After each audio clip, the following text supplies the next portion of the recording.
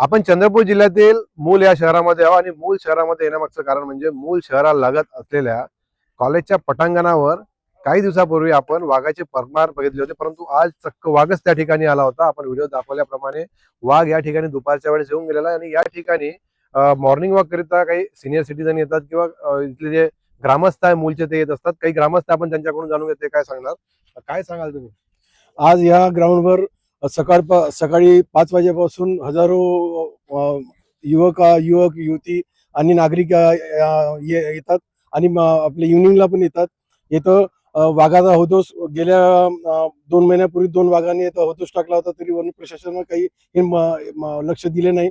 आणि आमची एकच मागणी आहे की इथं ताराचा कुंपण झालं पाहिजे.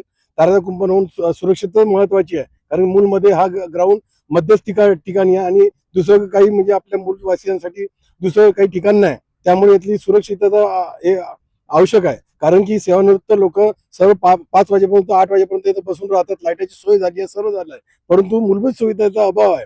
इथे आपलं सीसीटीव्ही कॅमेरे बंद आहेत आणि लाईट आहेत, परंतु सीसीटीव्ही कॅमेरे जर काल जर असते तर आपलं लोकेशन मिळालं असतं वाघाचं, परंतु ते काय अजूनपर्यंत मिळालेलं नाही. आणि इथे सुरक्षित म्हणजे अभाव आहे. तरी मला अशी वन विभागाकडे आणि नगर परिषदेकडे अशी विनंती आहे की ह्या सुविधा लवकरात लवकर सोडाव्या.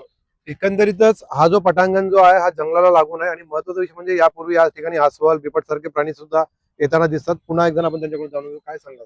मूलमधील हा एकमेव ग्राउंड असल्यामुळे इथे 1 वर्षा अगोदर चिता सुद्धा झाडावर दिसला होता आणि इथं वन्य प्राण्याचा वावर जास्त असल्यामुळे आपली एकच मागणी आहे की इथे ताराचा पक्क कंपाऊंड करून देण्यात यावं आणि सीसीटीव्ही जे बंद आहेत त्याला सुरू करून देण्यात यावं, हीच नगरपालिकेला विनंती आहे.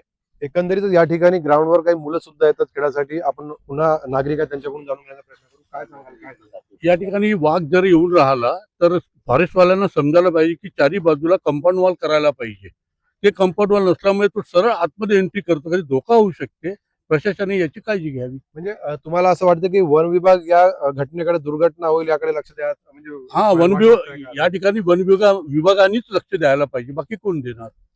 एकंदरीतच यापूर्वी सुद्धा तक्रारी दिलेल्या आहेत, परंतु वन विभाग लक्ष देत नाही असं नागरिकांचं म्हणणं. पुन्हा काही आहे त्यांच्याकडून जाणून काय? काही नाही, आम्ही वन विभागाला म्हटलं होतं एक वेळ, तर ते म्हणे का कशाला फिरायला येता बा तुम्ही इथं, म्हणजे वाघाचा धोका आहे तर कशाला फिरायला येता, हा ग्राउंड खेळण्यासाठी आहे, फिरण्यासाठी आहे. तर मग ते असं म्हणतील तर कसं होणार? नक्कीच मूल शहराला एकच ग्राउंड आहे, पटांगण आहे. त्या ठिकाणी सिनियर सिटीजन किंवा मुलं खेळासाठी येतात आणि वन विभागाचे उत्तर असे उडवाउडीचे येतात. असे ग्रामस्थांचं म्हणणं आहे की तुम्ही का बरं फिरायला येतात, असं वन विभागाचं उत्तर आहे. या ठिकाणी ग्राउंडला बाजूने जर जाळी लावली तर एक वाघ किंवा हिंस्र प्राणी ग्राउंडवर येणार नाही. याकडे वन विभागाने लक्ष द्यायला पाहिजे असं नागरिकांचं म्हणणं आहे. NDTV मराठी करता मनीष लक्ष्मण, मूल, चंद्रपूर.